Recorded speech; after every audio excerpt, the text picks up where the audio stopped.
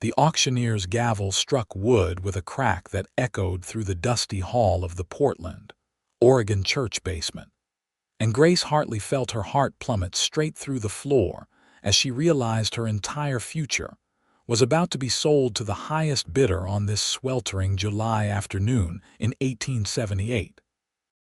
She stood on the raised platform with 7 other young women, all orphans like herself, all with nowhere else to turn after the fire that destroyed the St. Catherine's Home for Girls 3 weeks prior.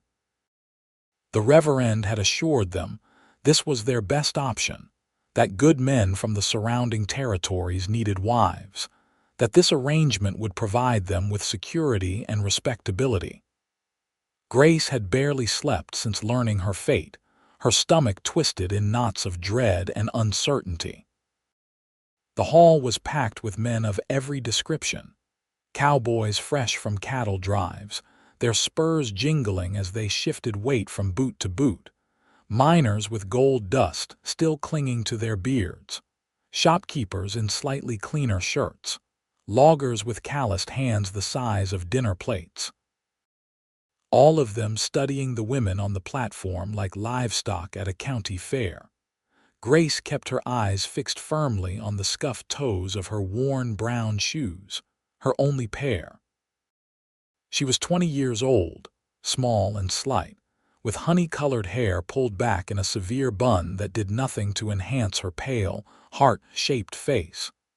She wore the same faded calico dress she had been wearing the night of the fire, washed so many times the pattern had nearly disappeared. Her hands trembled as she clasped them together, knuckles white with tension. The first girl was presented.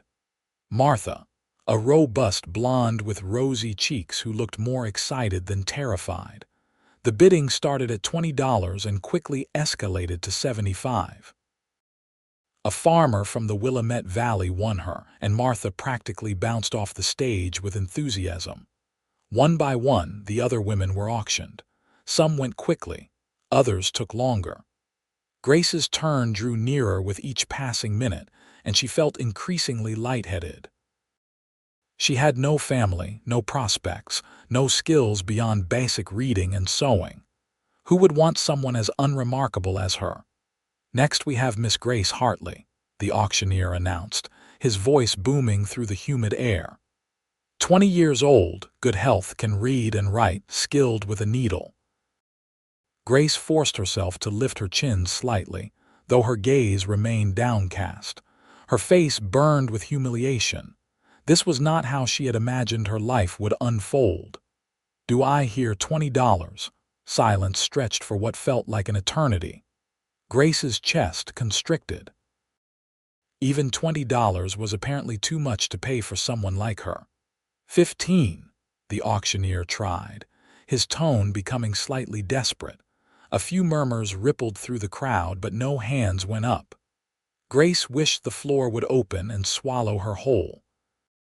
Tears pricked at the corners of her eyes, but she refused to let them fall.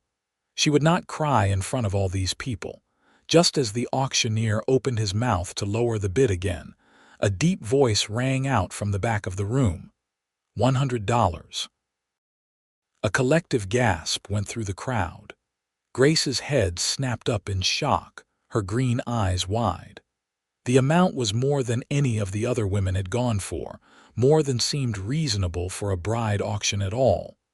The crowd parted to reveal the man who had spoken. He was tall, well over 6 feet, with broad shoulders that strained against a faded blue cotton shirt. Dark brown hair fell slightly long around his weathered face, and several days' worth of stubble shadowed his strong jaw. But it was his eyes that caught Grace's attention, pale blue and intense as they locked onto hers across the crowded room. He looked to be in his late 20s, every inch the rugged cowboy, from his dusty leather vest to his worn denim pants tucked into scuffed boots. "Going once," the auctioneer said eagerly, clearly not wanting to give anyone time to reconsider such a generous bid. "Going twice. Sold to Mr. Ryder Nash of the Triple N Ranch," The man, Ryder Nash, made his way through the crowd toward the platform. Grace's heart hammered against her ribs as he approached. Up close, he was even more imposing, his presence filling the space around him. He smelled of leather and horses and the outdoors, so different from the stuffy confines of the orphanage. Ryder climbed the steps to the platform and approached Grace with a measured stride. She had to tilt her head back to look up at him, her pulse racing with a mixture of fear and something else she could not quite name. His expression was difficult to read, neither friendly nor hostile, just assessing. He extended a hand to her, and she placed her small, trembling hand in his much larger, calloused one.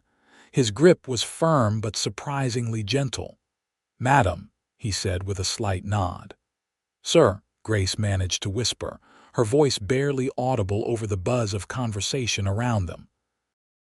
As he led her down from the platform toward the Reverend's table where the paperwork would be finalized, Grace finally found her voice, the question that had been burning in her mind since his bid. She looked up at him, her green eyes searching his face for answers. "Why me?" The words came out soft but urgent. "You could have chosen any of the others. They were prettier, more capable. You paid more than anyone else did for any of them." "Why me?"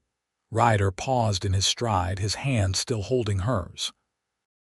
For a long moment, he did not answer, his blue eyes studying her face as if memorizing every detail.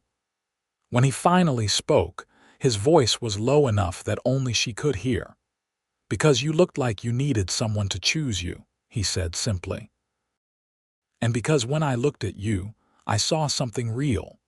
Not someone trying to put on a show or make themselves more appealing. Just honest fear and courage all mixed together. That is worth more than prettiness." Grace felt her breath catch in her throat. Of all the answers she might have expected, that had not been one of them. She did not know how to respond, so she simply nodded and allowed him to continue leading her toward the Reverend. The paperwork was brief and businesslike. Ryder paid the $100 in crisp bills that he pulled from a worn leather wallet, more money than Grace had ever seen in one place.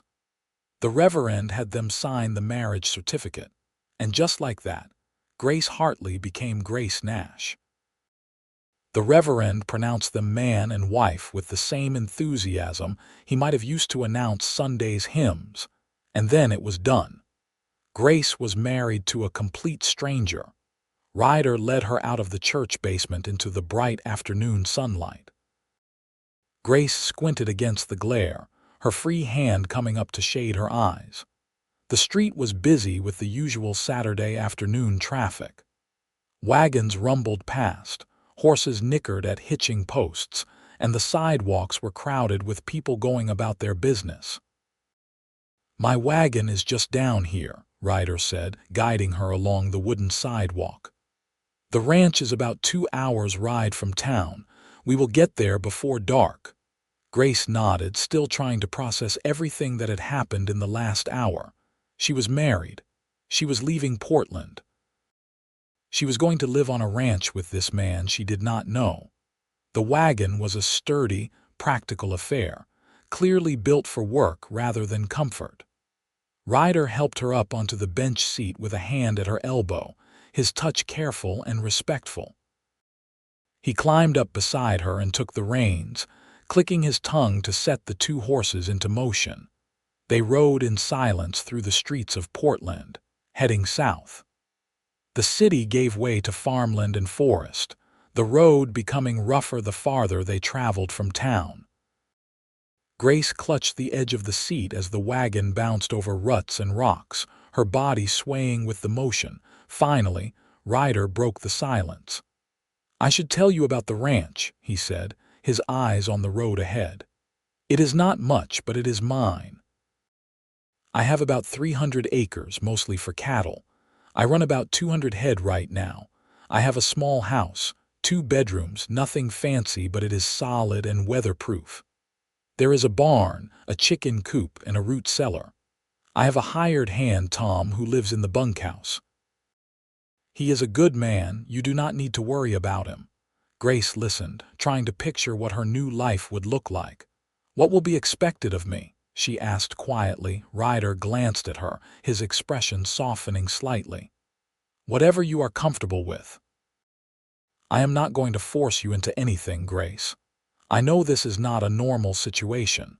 You need time to adjust, and I respect that.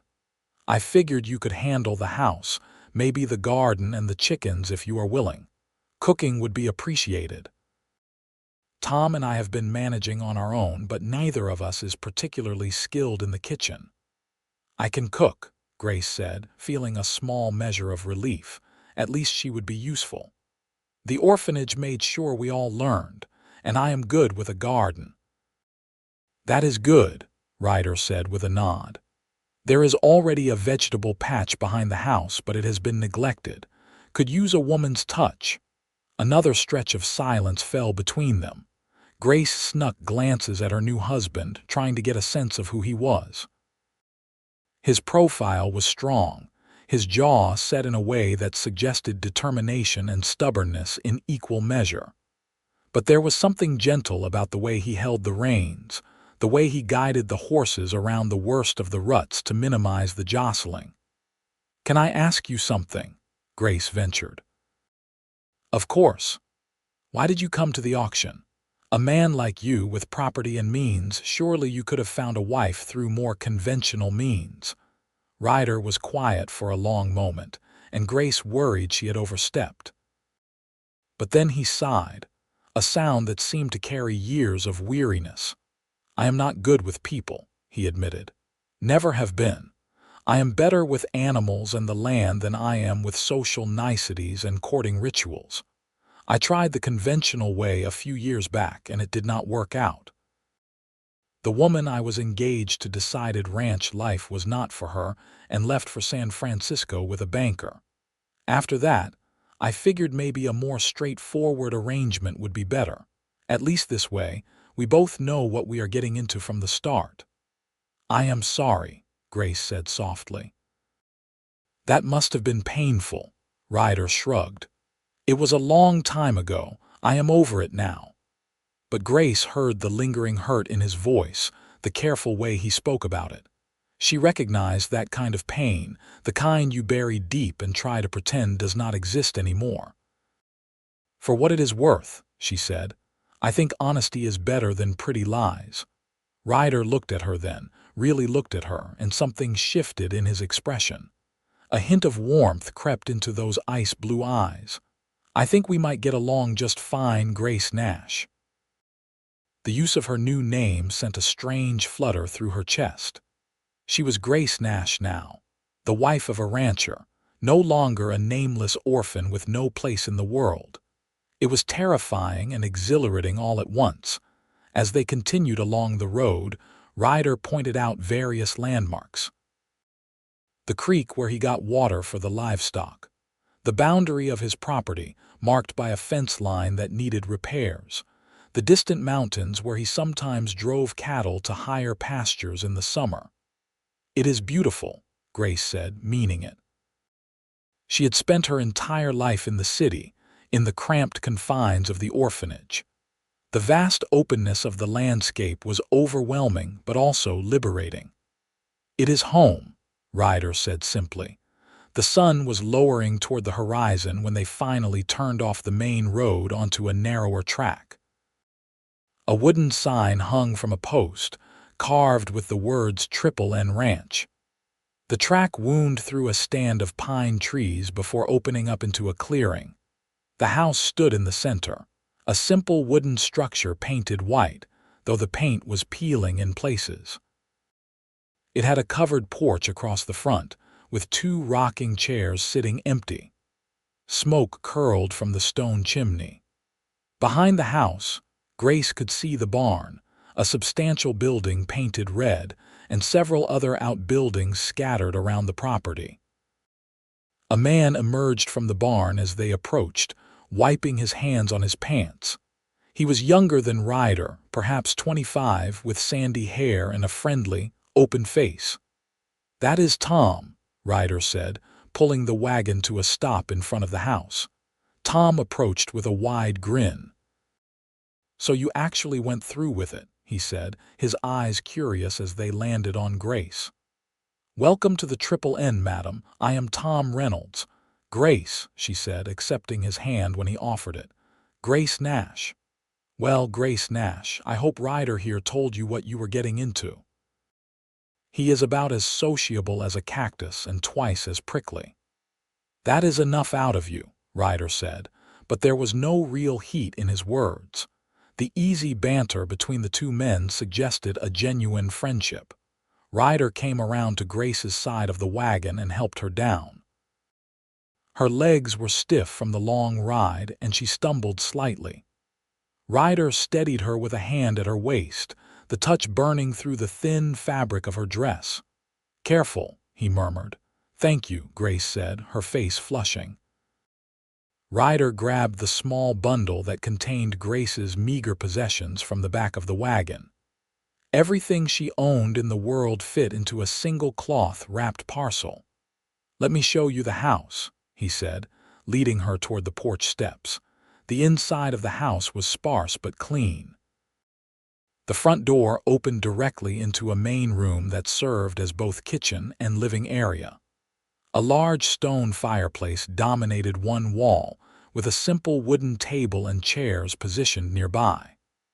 The kitchen area consisted of a cast iron stove, a dry sink, and open shelves holding dishes and supplies. 2 doors led off from the main room. Ryder opened one to reveal a small bedroom containing a bed, a dresser, and a washstand. A window overlooked the front yard. "This can be your room," Ryder said, setting her bundle on the bed. "I will take the other room." "Like I said, I am not going to pressure you into anything." Grace felt a rush of relief mixed with an odd disappointment she did not want to examine too closely. "Thank you," she said. "That is very considerate." Ryder nodded, looking slightly uncomfortable. "I will let you settle in. There is water in the pitcher there if you want to wash up. We usually eat around sundown. Nothing fancy tonight, just stew left over from yesterday." "I can make something fresh if you would like," Grace offered, "if you show me where everything is." "You do not have to do that." "You have had a long day." "So have you," Grace pointed out, "and I would rather be useful than sit in here feeling sorry for myself." A hint of a smile tugged at the corner of Ryder's mouth. "All right then. Let me show you where things are." The kitchen was better stocked than Grace had expected. There were staples like flour, cornmeal, beans, and salt pork. A slab of bacon hung from a hook. Potatoes and onions filled a bin. The root cellar, accessed through a trap door in the floor, held more vegetables and several jars of preserves. "Tom and I went into town last week," Ryder explained. "Stocked up on supplies." Grace assessed what she had to work with. "I can make cornbread and bacon with beans," she said. "And there are potatoes I can fry up." "That sounds a lot better than the stew," Ryder said. Grace set to work, feeling more at ease with something productive to do. Ryder hovered awkwardly for a moment, then excused himself to take care of the horses. Grace watched through the window as he led them toward the barn, his movements easy and confident. She focused on the task at hand, mixing up cornbread batter and slicing bacon. The stove was already hot, which made things easier. As she worked, she began to relax slightly. This was familiar territory, something she knew how to do well. By the time the sun was setting, she had a meal laid out on the table. The cornbread was golden and steaming, the bacon crispy, the beans savory with bits of onion mixed in, and the potatoes were fried to a perfect brown. Ryder and Tom came in together, both having washed up at the pump outside. They stopped short when they saw the table. "Madam, that smells incredible," Tom said enthusiastically. "It is just simple food," Grace said, feeling self-conscious. "Simple food that we did not have to cook ourselves," Ryder said. "Thank you, Grace." They sat down to eat, and Grace was gratified to see both men dig in with genuine appreciation. The meal was eaten mostly in silence, but it was a comfortable silence, broken only by occasional comments about the ranch work that needed doing. After dinner, Tom excused himself to the bunkhouse. "Early start tomorrow," he explained to Grace. "We are moving cattle to the north pasture, but it was real nice to meet you, madam. I think you are going to fit in just fine around here." Once he was gone, Grace cleared the table and heated water to wash the dishes. Ryder dried them without being asked, working beside her in companionable silence. "You did not have to make such a nice meal your first night here," Ryder said as they finished up. "I wanted to," Grace said honestly. "It made me feel less like a burden and more like I belong here." Ryder set down the dish he was drying and turned to face her fully. "You are not a burden, Grace. Do not ever think that. You are my wife, and this is your home now." The sincerity in his voice made Grace's eyes sting with unexpected tears. She blinked them back quickly. "Thank you," she whispered. An awkward silence fell between them. Finally, Ryder cleared his throat. "It has been a long day. You should get some rest." "Yes," Grace agreed. "Good night, Ryder." "Good night, Grace." Grace retreated to her small bedroom and closed the door. She leaned against it for a moment, trying to process everything that had happened. This morning, she had woken up in the temporary dormitory at the church, terrified about the auction. Now she was married, living on a ranch, with a husband who seemed determined to be kind and respectful even though he had bought her like property. She changed into her nightgown, a worn cotton thing that had been mended so many times it was more patches than original fabric. She climbed into the bed, which was more comfortable than anything she had slept on at the orphanage. The sheets smelled of sunshine and fresh air. Through the thin wall, she could hear Ryder moving around in the other room. She heard the creak of his bed as he settled in for the night. The sounds were oddly comforting, a reminder that she was not alone anymore. Grace lay awake for a long time, staring at the ceiling and trying to imagine what her future would hold. She thought about the way Ryder had looked at her when he said she was not a burden, the gentleness in his touch when he had helped her from the wagon. He was not what she had expected. He was gruff and quiet, but there was a fundamental decency about him that made her feel safe. Eventually, exhaustion claimed her, and she drifted into a deep, dreamless sleep. The next morning, Grace woke to the sound of roosters crowing and sunlight streaming through her window. For a moment, she was disoriented, not remembering where she was. Then it all came flooding back. She dressed quickly in the same calico dress, which was really her only option, and ventured out into the main room. The house was empty, but the stove was still warm and there was coffee sitting in a pot. A note lay on the table in bold, masculine handwriting. "Gone to move cattle. Coffee is hot. Help yourself to anything you need. Back by evening. Ryder." Grace poured herself a cup of coffee and stood at the window, looking out at her new home in the full light of day. The ranch was beautiful in a rough, wild way. The mountains rose in the distance, purple-blue against the morning sky. The meadows were golden with late summer grass, and she could see cattle grazing in the distance. She spent the morning exploring the house and grounds. The vegetable garden behind the house was indeed neglected, choked with weeds, but she could see evidence of what had once been healthy rows of vegetables. She found tools in the barn and set to work, pulling weeds and clearing away dead plants.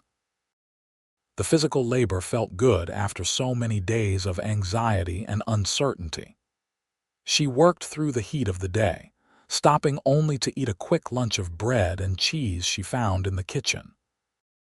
By late afternoon, the garden was cleared, and she had a better sense of what could be salvaged and what needed to be replanted. She was filthy, covered in dirt and sweat, when she heard horses approaching. She looked up to see Ryder and Tom riding in, both dusty and tired-looking. Ryder dismounted and walked over to where Grace stood by the garden. His eyes widened as he took in the transformation. "You did all this today?" he asked, clearly impressed. "It needed doing," Grace said, suddenly self-conscious about her disheveled appearance. "I hope that is all right." "I did not think to ask permission." "Permission?" Ryder shook his head. "Grace, this is your home. You do not need permission to take care of the garden. I am just amazed you got so much done in one day." "I am used to working," Grace said. "The orphanage did not believe in idle hands." "Well, you have certainly earned your supper," Ryder said with a rare smile that transformed his usually serious face. "Why do not you go wash up, and I will take care of the horses?" That evening established a pattern for their days. Ryder and Tom would work the ranch, and Grace would manage the house and garden. She threw herself into making the house a real home, cleaning every corner, organizing the kitchen, even making curtains from some old fabric she found in a trunk. The days turned into weeks, and slowly, Grace and Ryder began to learn each other. They talked during meals, sharing pieces of their pasts. Grace learned that Ryder had grown up on his father's ranch in eastern Oregon, that he had bought this land with money saved from years of working cattle drives, that he had built most of the buildings himself with Tom's help. Ryder learned that Grace had been at the orphanage since she was 5, after her parents died in a cholera outbreak, that she had taught herself to read better by sneaking books from the Reverend's library, that she had always dreamed of having a real home but never thought it would actually happen. One evening in late August, about 3 weeks after their wedding, they sat on the porch after dinner watching the sunset. The air had cooled slightly, bringing relief from the summer heat. "I never properly thanked you," Grace said suddenly, breaking the comfortable silence. Ryder looked at her puzzled. "For what? For choosing me, for being kind, for not treating me like property even though that is essentially what I was." "Grace," Ryder said, his voice serious, "you were never property to me. That whole auction was a business arrangement, sure, but you are a person with feelings and thoughts and worth. I never saw you as anything less than that." Grace felt warmth bloom in her chest. "That means more than you know," she said softly. Ryder reached over and took her hand, his calloused fingers wrapping around hers. It was the first time he had initiated physical contact beyond helping her in and out of the wagon, and the gesture made her pulse quicken. "I know I am not easy to live with," Ryder said, his thumb brushing absently over her knuckles. "I am too quiet and too set in my ways, but I want you to know that I am glad you are here.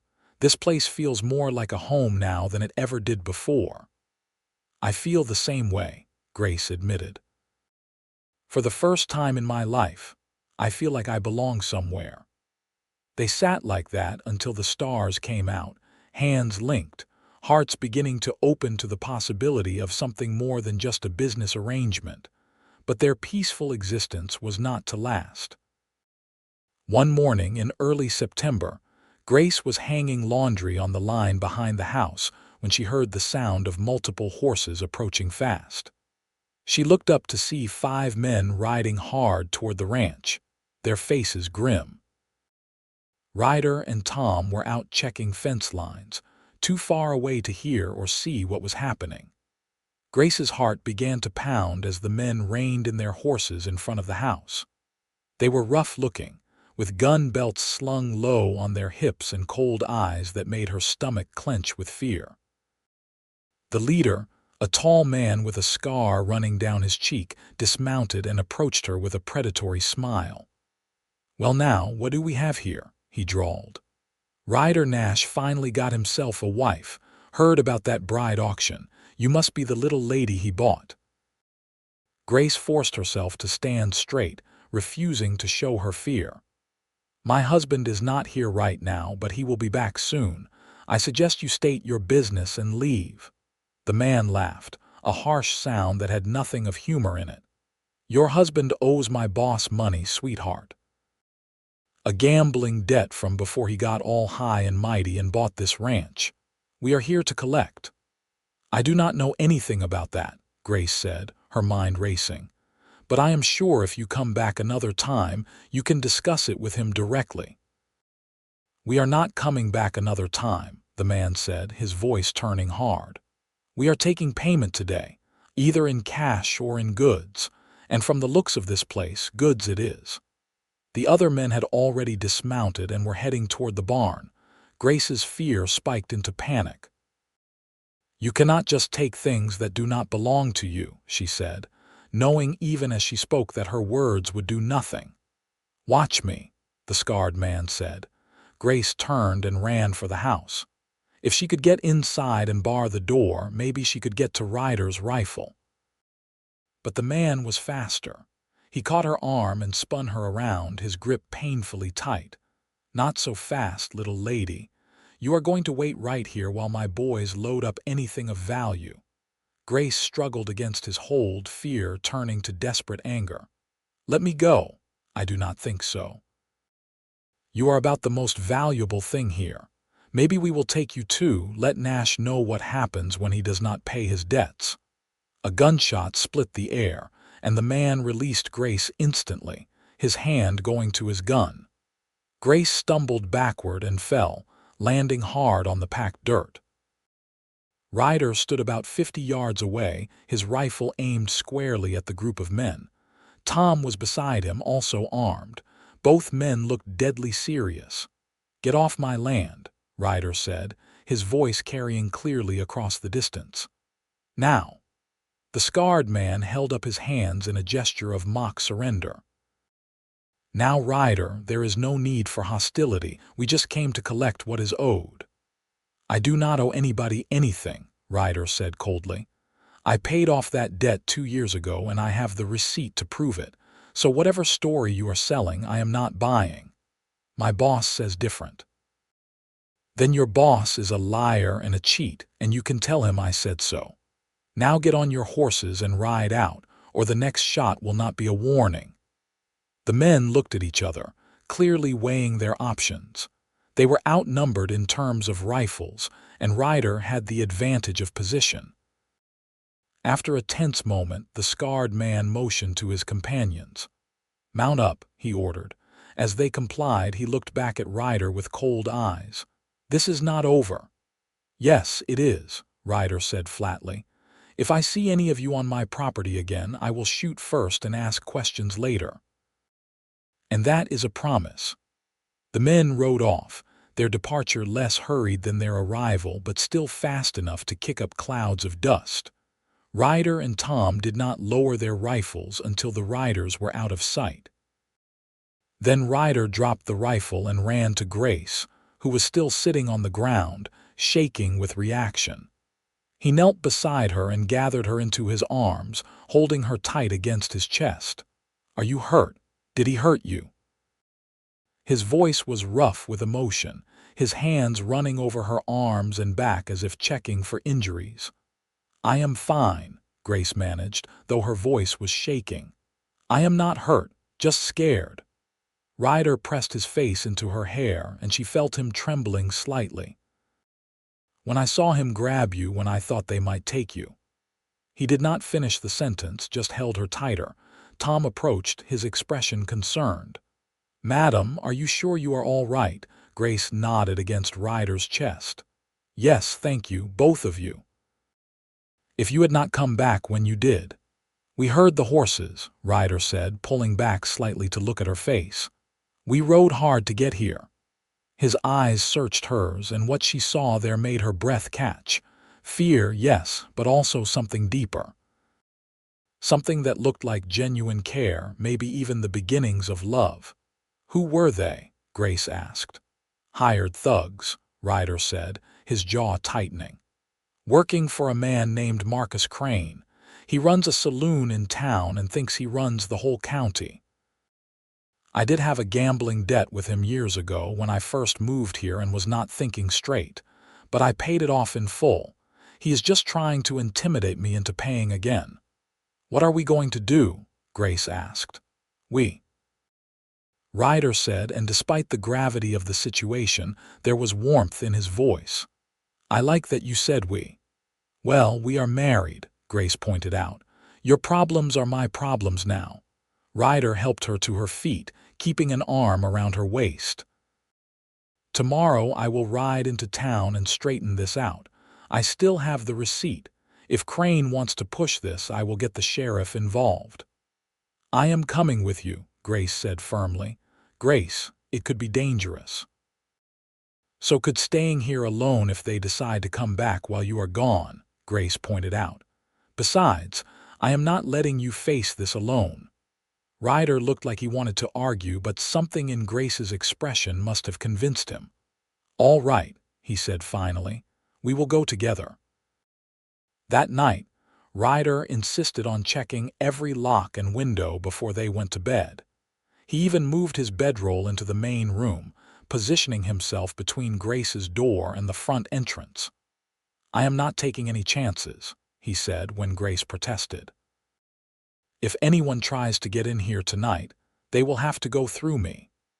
Grace lay awake for a long time, listening to the sounds of Ryder settling down in the other room. The events of the day kept replaying in her mind, but it was not just the fear she was thinking about. It was the way Ryder had held her afterward, the emotion in his voice, the protective fury in his eyes. Something had shifted between them today. The careful distance they had maintained, the polite consideration, had crumbled in the face of real danger. What was left felt raw and real, and a little bit terrifying in its intensity. The next morning they set out early for Portland. The ride was tense, both of them keeping watch for any sign of trouble, but they reached town without incident. The sheriff's office was a small building on Main Street. Sheriff Donovan was a barrel-chested man in his 50s with shrewd eyes and a no-nonsense demeanor. He listened to Ryder's story, examined the receipt Ryder had brought, and nodded slowly. I have been waiting for someone to finally stand up to Crane, he admitted. He has been pulling this kind of thing for years, but most people are too scared to challenge him. The fact that you have proof you paid makes this a lot simpler. What will you do? Grace asked. I will have a talk with Crane, make it clear that if he sends his men after you again, he will be facing charges. Should be enough to back him off. He is a bully, but he is not stupid. He will not want legal trouble. Thank you, Sheriff, Ryder said, shaking the man's hand. As they left the sheriff's office, Grace felt like a weight had been lifted from her shoulders, but Ryder still looked troubled. What is wrong? She asked. I hate that you got dragged into this, Ryder said. You have only been here a few weeks, and already you have been threatened and scared because of my past mistakes. Grace stopped walking and turned to face him fully. They were standing on the sidewalk, people flowing around them on both sides. She reached up and placed her hand on his cheek, feeling the rough stubble under her palm. Ryder, she said gently, everyone has a past. Everyone makes mistakes. What matters is who you are now, and the man you are now is someone I am proud to call my husband. Ryder's eyes widened, and then he did something that surprised both of them. He leaned down and kissed her, right there on Main Street with half the town walking by. It was a gentle kiss, almost chaste, but it sent warmth flooding through Grace's entire body. When he pulled back, his cheeks were slightly flushed. I have been wanting to do that for weeks, he admitted. Grace felt her own face heat up, but she was smiling. Then why did you wait so long? I did not want to presume. I did not want you to feel obligated just because we are married. Ryder Nash, Grace said, threading her fingers through his. I have been falling for you since the first time you dried dishes beside me without being asked. You do not have to worry about presuming. But maybe we should save the kissing for when we are not providing entertainment for the entire town. Ryder looked around and seemed to realize they had attracted quite a few curious stares. He cleared his throat and tugged her hand. Right, Let us get home." The ride back to the ranch felt entirely different than the ride into town. There was a new ease between them, a sense of possibility that had not existed before. They talked more freely, laughed more easily, and when Ryder helped Grace down from the wagon, his hands lingered at her waist. That evening after dinner, they sat on the porch again. The sky was streaked with orange and pink as the sun set behind the mountains. Ryder had his arm around Grace's shoulders, and she was leaned into his side, feeling the steady beat of his heart. "Grace," Ryder said softly, "I want you to know that what I feel for you, it is not just convenience or obligation. You have become important to me, more important than I knew how to say." Grace tilted her head to look up at him. "I feel the same way," she admitted. "I did not expect this when I stood on that platform. I thought I was just getting a home and security. But instead, I found someone I want to build a life with." "Then build a life with me," Ryder said. "A real life, a real marriage, not just separate bedrooms and polite conversation." "I would like that," Grace whispered. Ryder kissed her again, slower this time, deeper. When they finally parted, both were breathing hard. "Come to my room tonight," Ryder said, his voice rough. "Please, I do not want to sleep alone anymore." "Neither do I," Grace said. That night, Grace went to Ryder's room wearing her nightgown, her heart pounding with a mixture of nervousness and anticipation. Ryder was sitting on the edge of his bed, and he stood when she entered. He was wearing only his undershirt and pants, his feet bare on the wooden floor. "Are you sure?" he asked, giving her one last chance to change her mind. In answer, Grace crossed the room and kissed him, pouring all her feelings into the gesture. Ryder responded immediately, his arms coming around her and pulling her close. They tumbled onto the bed together, and Grace discovered that the gentle, respectful man she had married could also be passionate and tender and wonderfully overwhelming. Later, as they lay tangled together in the darkness, Ryder traced patterns on her bare shoulder. "I never thought I could feel this way about someone," he murmured. "After what happened before, I thought maybe I was just not capable of it, but you proved me wrong." "Good," Grace said, pressing a kiss to his chest. "Because I fully intend to spend the rest of my life proving you wrong whenever you doubt yourself." Ryder laughed, the sound rumbling through his chest. "I think I am the luckiest man alive." "We are both lucky," Grace corrected. "We found each other when we both needed it most." The weeks that followed were some of the happiest of Grace's life. She and Ryder grew closer every day, learning each other's bodies and hearts with equal enthusiasm. The physical distance that had defined their early marriage was replaced by casual touches, stolen kisses, and nights spent wrapped in each other's arms. The ranch thrived under their joint care. The garden produced abundantly, and Grace spent long days canning and preserving for the winter. Ryder and Tom brought in a good harvest of hay and prepared the cattle for the coming cold months. The house became a real home, filled with laughter and warmth. True to the sheriff's word, they heard nothing more from Crane or his men. The threat seemed to have passed, allowing them to relax into their new life together. In October, Grace realized her monthly courses were late. She waited another week to be sure before telling Ryder, her heart full of hope and a touch of fear. They were sitting at the kitchen table after dinner when she finally worked up the courage. "Ryder, I have something to tell you," she said, her voice nervous. He looked up from the ranch accounts he had been reviewing, his expression immediately concerned. "What is it? Are you all right?" "I am fine. Better than fine, actually. I am pretty sure I am carrying your child." Ryder stared at her for a long moment, his expression unreadable. Then a slow smile spread across his face, transforming his features with pure joy. "Truly?" he asked, his voice filled with wonder. Grace nodded, her own smile matching his. "Truly." Ryder pushed back from the table and pulled Grace into his arms, lifting her right out of her chair and spinning her around. "We are having a baby," he said, laughing. "Grace, we are having a baby." "Careful," Grace said, giggling. "You are going to make me dizzy." He set her down gently, his hands cupping her face. "I love you," he said seriously. "I do not think I have said that yet, but I do. I love you more than I knew it was possible to love someone." "I love you too," Grace said, tears of happiness streaming down her face. "So much, Ryder, so very much." They told Tom the next day, and he was nearly as excited as they were, already making plans to build a cradle and offering to take on extra work, so Ryder could spend more time helping Grace as she got further along. The pregnancy was not easy. Grace suffered from morning sickness for weeks, and there were days when she could barely keep anything down.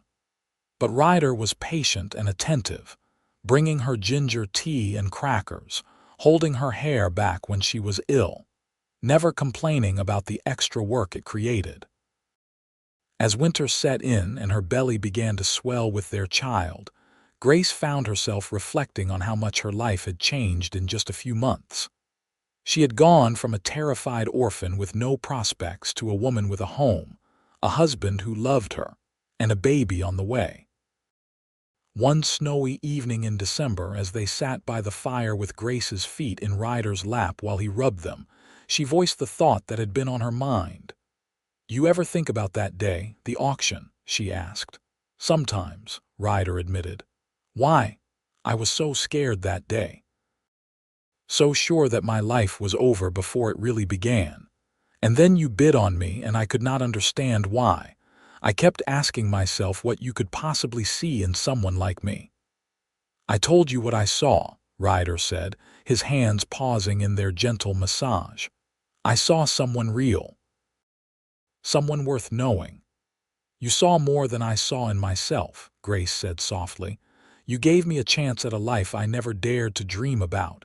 You gave me love and a home and a future. I do not know how I will ever thank you enough for that. Grace, you do not owe me thanks. You gave me just as much. Before you came here, this place was just a ranch. Some land and animals and work to fill my days. But you turned it into a home. You filled it with warmth and laughter and love. You taught me that I was capable of loving someone and being loved in return. That is worth more than all the gold in California." Grace felt tears welling up again, though she blamed that partly on the pregnancy making her emotional. "I am glad you chose me that day." "I am glad you agreed to come home with me," Ryder countered. "Best $100 I ever spent." "Ryder." Grace swatted at him playfully, but she was laughing. He caught her hand and brought it to his lips. "I am teasing. You are not something I bought, Grace. You are the woman I love, the mother of my child, the partner I will spend the rest of my life with. And there is no amount of money in the world that could possibly represent what you mean to me." Grace leaned forward awkwardly, her belly making movement difficult, and kissed him. "I love you," she murmured against his lips. "I love you too," he replied. "Both of you." Winter deepened, and the ranch settled into the quiet rhythm of the cold months. Ryder had less work to do outdoors, which meant more time inside with Grace. They spent long evenings by the fire, talking about their future, making plans for the baby, dreaming about how their family would grow. Grace continued to work around the house as much as she was able, though Ryder insisted she take it easy. He took over more of the cooking as her pregnancy advanced. And though his meals were simple, they were made with love. In early March, during a late-season snowstorm, Grace went into labor. It was the middle of the night, and she woke Ryder with a gasp of pain. "The baby is coming," she said, gripping his arm. Ryder was out of bed in an instant, pulling on his pants and boots. "I will get the midwife from town." "There is no time," Grace said, another contraction making her double over. "Ryder, you have to help me, please." Fear flashed across Ryder's face, but he squared his shoulders and nodded. "All right, Tell me what to do." Grace talked him through it, drawing on half-remembered lessons from the older girls at the orphanage who had helped with births in the neighborhood. Ryder followed her instructions with steady hands, despite his obvious nervousness. Tom, hearing the commotion, came running from the bunkhouse and was sent to heat water and fetch clean towels. He stayed in the main room, ready to help if needed but giving them privacy. The labor was long and difficult. Dawn was breaking when Grace finally gave a last tremendous push, and their baby entered the world with a lusty cry. "It is a boy," Ryder said, his voice choked with emotion as he carefully cleaned the tiny, squalling infant. "Grace, we have a son."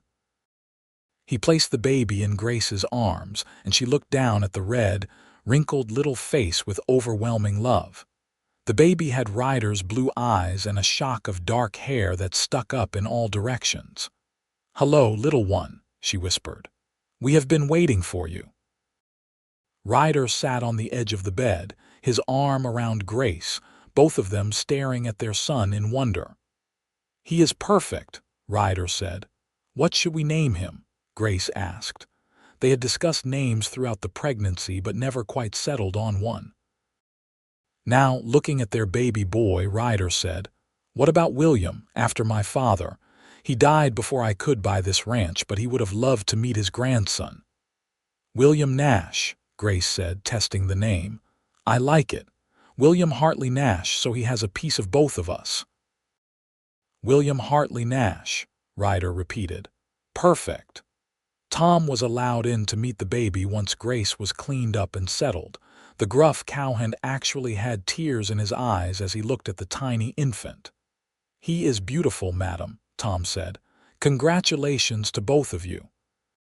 "Thank you, Tom," Grace said warmly, "for everything. I do not know what we would have done without you here to help." The first weeks with baby William were exhausting but wonderful. He was a good baby, healthy and strong.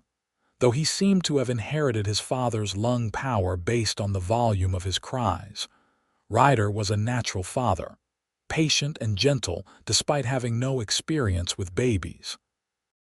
He would walk the floor with William for hours when the baby was fussy, singing old cowboy ballads in his deep voice until the infant settled.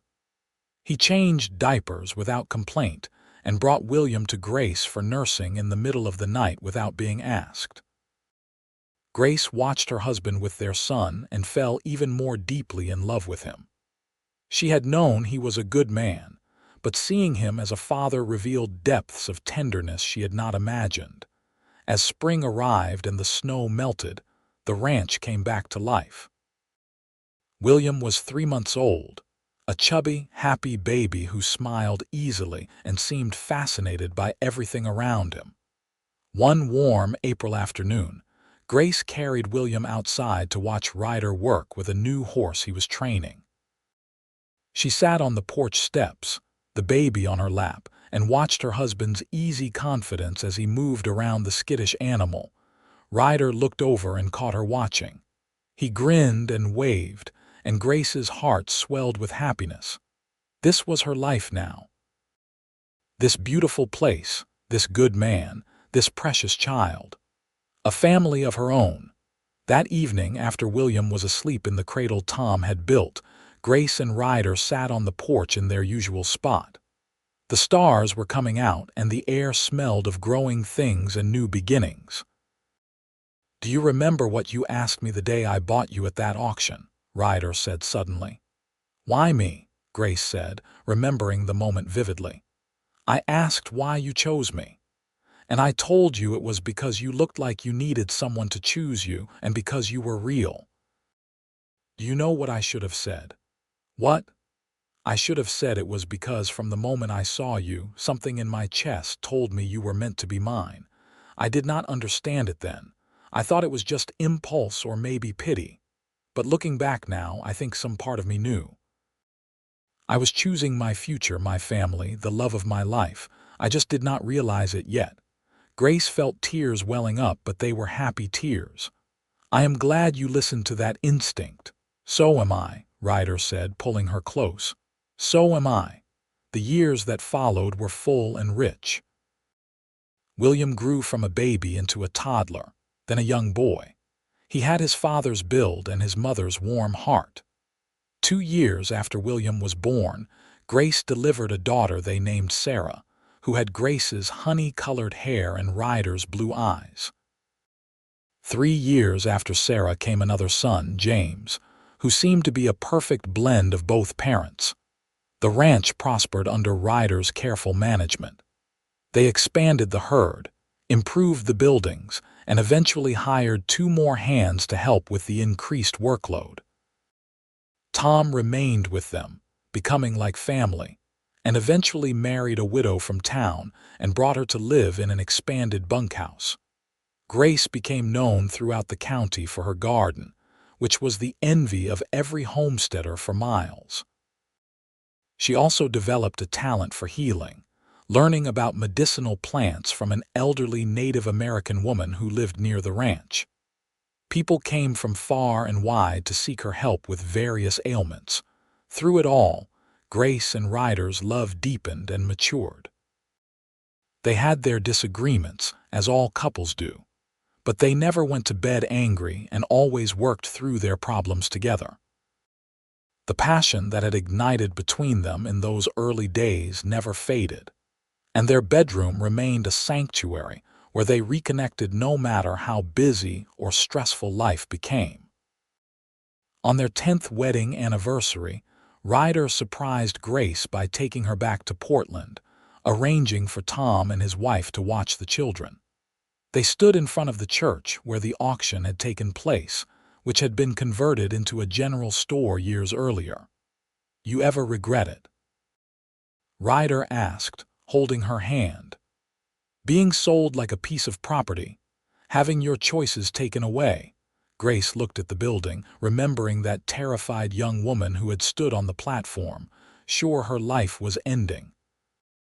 Then she looked at her husband, at the life they had built together, and smiled. "Not for a single moment," she said honestly. "What happened that day was not conventional or ideal, and I would not want any other woman to have to go through what I did, but it brought me to you. It gave me a family and a home and a love I never could have imagined. So no, I do not regret it. I am grateful for it." "I am grateful too," Ryder said, kissing her softly. "Every single day." They walked through Portland together, hand in hand, visiting the shops and enjoying time alone without children clamoring for attention. That night, in the hotel room Ryder had booked, they made love with the same passion and tenderness that had characterized their relationship from the beginning. As Grace lay in Ryder's arms afterward, she thought about the question she had asked him 10 years ago. Why me? She understood now that it had not been about her deserving to be chosen or being special in some obvious way. It had been about 2 people finding each other at exactly the right moment, about recognizing something real and valuable even in the strangest of circumstances. 20 years after that auction, Grace stood on the porch of the ranch house watching her grown children work alongside their father. William, now a young man of 22, was every bit as capable as Ryder had been at that age. Sarah, at 18, was engaged to be married to a neighboring rancher's son. James, at 17, was already talking about going to college back east, something that filled Grace with equal parts pride and trepidation. Ryder came up behind her and wrapped his arms around her waist, pulling her back against his chest. They were both showing their age now. Silver streaked Ryder's hair and Grace had laugh lines around her eyes and mouth. But to each other, they were still the young people who had taken a chance on love. "What are you thinking about?" Ryder asked, resting his chin on top of her head. "Everything," Grace said. "How far we have come. How blessed we have been." "We have been lucky," Ryder agreed. "But we also worked hard for what we have. You especially. You took a terrible situation and turned it into something beautiful." "We did that together," Grace corrected. "I could not have done any of this without you." William looked up from the fence he was repairing and waved. Grace waved back, her heart full. "I want to add something to my will," Ryder said suddenly. "I want to make sure that no matter what happens, this ranch stays in the family. That our children and their children will always have a home here." "That is a good idea," Grace said. "This place has been good to us. It should stay Nash land." They stood together in comfortable silence, watching their children work, thinking about the future that stretched ahead. Grace knew that not every day would be easy. There would be challenges and losses and hard times. But she also knew that as long as she and Ryder faced them together, they could get through anything. That evening, the whole family gathered around the dinner table. Grace had made everyone's favorite dishes, and the conversation was lively and full of laughter. Looking around at her family, Grace felt a profound sense of contentment. After dinner, as the children cleaned up and prepared to go their separate ways for the evening, Ryder pulled Grace aside. "Dance with me," he said, though there was no music playing. Grace laughed but allowed him to pull her into his arms. They swayed together in the main room of the house, moving to a rhythm only they could hear.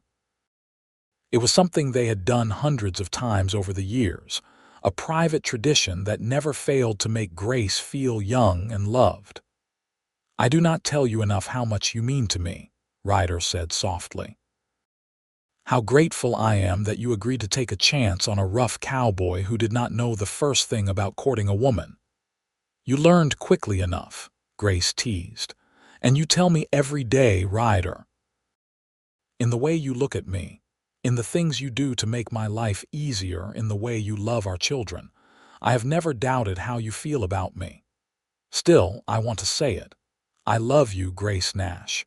You are the best thing that ever happened to me." "I love you too," Grace said, reaching up to cup his weathered cheek. "You saved me that day in Portland. You chose me when no one else would. You gave me everything I never knew I needed."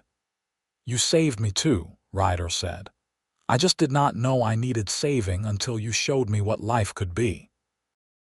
They stood there in the lamplight, holding each other close. Two people who had found love in the most unlikely of circumstances and built a life beyond anything either had dared to dream. Outside, the stars wheeled overhead in the vast Oregon sky. The cattle lowed softly in the distance. The night breeze carried the scent of pine and grass and home. On the Triple N Ranch, all was well.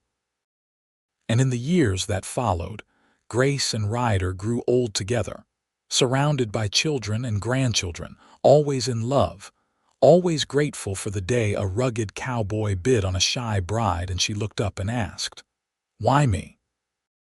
Only to discover that sometimes the best things in life come from the most unexpected places, and that true love, when it finds you, is worth more than all the gold in the mountains, more than any price that could be paid, more than anything else in the whole wide world.